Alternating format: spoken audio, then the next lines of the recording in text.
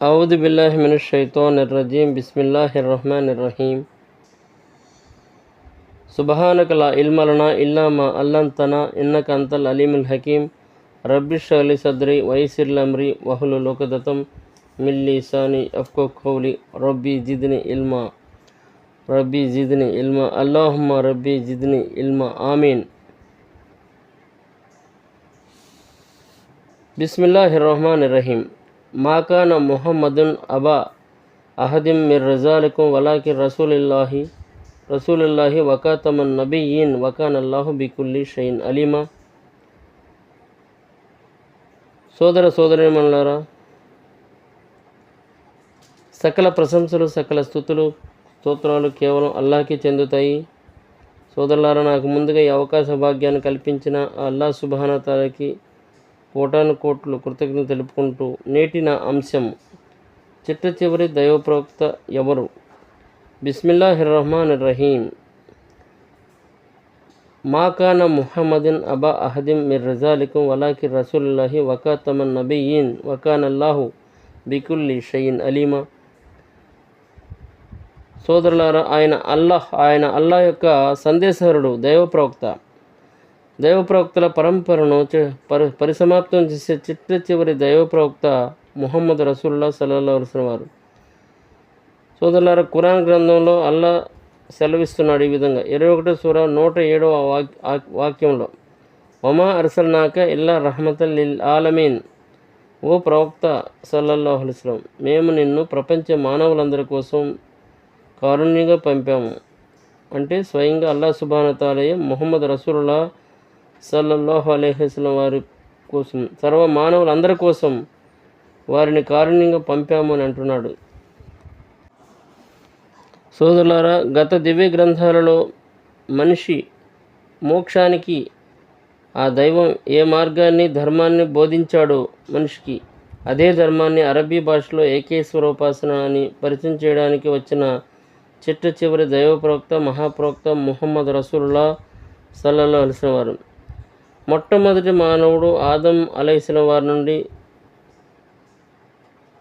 ఆ దైవం వివిధ గ్రంథాల ద్వారా సుమారుగా 1,24,000 దైవ ప్రవక్తల ద్వారా బోధించిన ధర్మమే చిట్ట చివరి దైవ ప్రవక్త ముహమ్మద్ వారితో ఈ ధర్మం ఇస్లాం ధర్మాన్ని పరిపూర్ణం చేశాడు. సోదరులారా, గత ప్రవక్తలందరూ కూడా ఒక ప్రత్యేక జాతికో, ఒక ప్రత్యేక కాలానికో, ఒక వర్గానికో పంపించబడ్డారు. కానీ ముహమ్మద్ రసూలుల్లాహ్ సల్లల్లాహు అలైహి వసల్లం వారు మాత్రం ప్రపంచ మానవులందరికీ కారుణ్యంగా సందేశహరుడిగా పంపించబడ్డారు. అంటే ప్రపంచ మానవులందరి కోసం చిట్ట చివరి దైవ ప్రవక్తగా పంపించబడ్డారు. సోదరులారా, కాబట్టి ఖురాన్ గ్రంథంలో 4వ సూర 170వ వాక్యంలో అల్లా అంటున్నాడు, ఓ మానవులారా, ఈ ప్రవక్త ముహమ్మద్ రసూలుల్లాహ్ సల్లల్లాహు అలైహి వసల్లం వారిని మీ ప్రభు తరపు నుండి మీ వద్దకు సత్యం తీసుకొచ్చాడు. కాబట్టి మీరు ఆయన్ని విశ్వసించండి, ఇదే మీకు మేలైనది. అలాగే ఖురాన్ గ్రంథంలో స్వయంగా అల్లాహ్ సుబ్హానహు తఆలా సాక్ష్యమే ఇస్తున్నాడు. ఏకంగా మహాప్రవక్త ముహమ్మద్ రసూలుల్లాహ్ సల్లల్లాహు అలైహి వసల్లం వారిని సర్వమానవ జాతికి దైవ ప్రవక్తగా చేసి పంపాం, దీనికి అల్లాహ్ సాక్ష్యం చాలు అంటున్నాడు ఖురాన్ గ్రంథంలో 4వ సూర 79వ ఆయతులో. కాబట్టి ఖురాన్ గ్రంథంలో మరొక చోట అల్లాహ్ సుబ్హానహు తఆలా అంటున్నాడు 7వ సూర 157, 158 వాక్యాల్లో, ముహమ్మద్ రసూలుల్లాహ్ సల్లల్లాహు అలైహి వసల్లం వారు నిరక్ష రహస్య ప్రవక్త. ఈయన సర్వ మానవులందరి కోసం వచ్చిన అందరి ప్రవక్త. కాబట్టి సోదరులారా, ఈ సందేశహరుడు చదవడం రాయడం రాని ఈ ప్రవక్త ముహమ్మద్ రసూలుల్లాహ్ సల్లల్లాహు అలైహి వసల్లం వారిని అనుసరించేవారు ఈనాడు ఈ కార్యానికి అర్హులవుతారు. అతని ప్రస్తావన వారికి తమ వద్ద ఉన్న తౌరాతు, ఇంజిల్ గ్రంథాల్లో వ్రాయబడి ఉంది.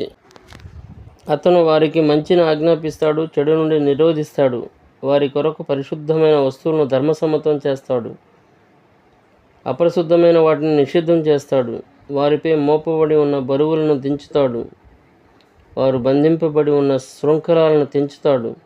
కనుక అతన్ని విశ్వసించి సమర్థించి అతన్ని సహకరించి అతనితో అవతరింపజేయబడిన జ్యోతిని ఖురాన్ అనుసరించేవారు మాత్రమే సాఫల్యం పొందేవారు.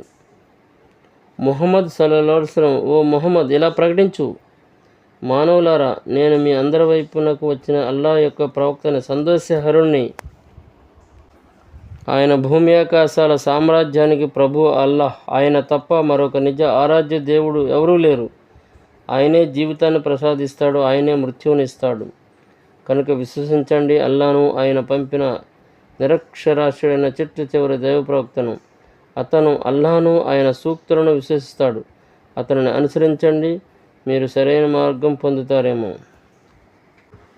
కాబట్టి సోదరులారా, పరిస్థితులు తారుమారయ్యాయి కానీ దేవుని అంతిమ ప్రవక్త, చిట్ట చివరి ప్రవక్త మారలేదు. జయాపజయాల్లో కానీ, అధికారంలోనైనా, అధికారం ఉన్నప్పుడైనా లేనప్పుడైనా సరే, అలాగే కలిమిలోనైనా లేమిలోనైనా సరే, ఆయన ఎల్లప్పుడూ ఒకే విధమైన మనిషి. సోదరులారా, ఆయన ప్రపంచంలో ప్రఖ్యాతులైన వారు ఆయుధాలు సృష్టించారు, చట్టాలు చేశారు, చాలామంది రాజ్యాలు స్థాపించారు. వారు స్థాపించింది ఏమైనప్పటికీ కూడా అది భౌతిక శక్తి సంబంధించిందే. అవి తరచుగా వారి కళ్ళ ముందే నేలమట్టమయ్యాయి. కానీ ఈ వ్యక్తి దైవ ప్రవక్త ముహమ్మద్ రసూలుల్లాహ్ సల్లల్లాహు అలైహి వసల్లం వారు సైన్యాల పునాదులను కదిలించడమే కాకుండా శాసనాలు, రాజ్యాలు, జాతులు, సామ్రాజ్యాలనే కాక లక్షలాది మనుషులను చలింపజేశాడు. హృదయాల విజేత అయ్యారు. అన్నింటికంటే ముఖ్యమైన బలిపీఠాలు, దేవతలు, మతాలు, భావాలు, నమ్మకాలు, ఆత్మలు అన్నింటినీ స్థానభ్రంశం చేశాడు. సోదరులారా, ఓ గ్రంథం ఆధారంగా ఆయన ఓ ఆధ్యాత్మిక జాతీయతను రూపొందించాడు. ఆ గ్రంథంలోని ప్రతి అక్షరం ఓ శాసనమైంది. అదే దివ్య ఖురాన్ గ్రంథం. ఆ జాతిలో అన్ని భాషల వాళ్ళు, అన్ని జాతుల వాళ్ళు ఏకమై పటిష్టమైన బంధములు ఇమిడిపోయారు దాన్ని చదివిన వారు. దేవుని ఏకత్వ భావన అనేక రకాల మహా విచిత్రమైన మత భావనల మధ్య ప్రకటించడమే స్వతహాగా అది ఒక అద్భుతంగా పనిచేసింది వారిపై. ఆయన నోట ఈ మాటలు వెలువడమే తడవుగా అక్కడి అరబ్బీ దేశాల్లో మూఢనమ్మకాలన్నీ తుడిచిపెట్టుకుపోయాయి.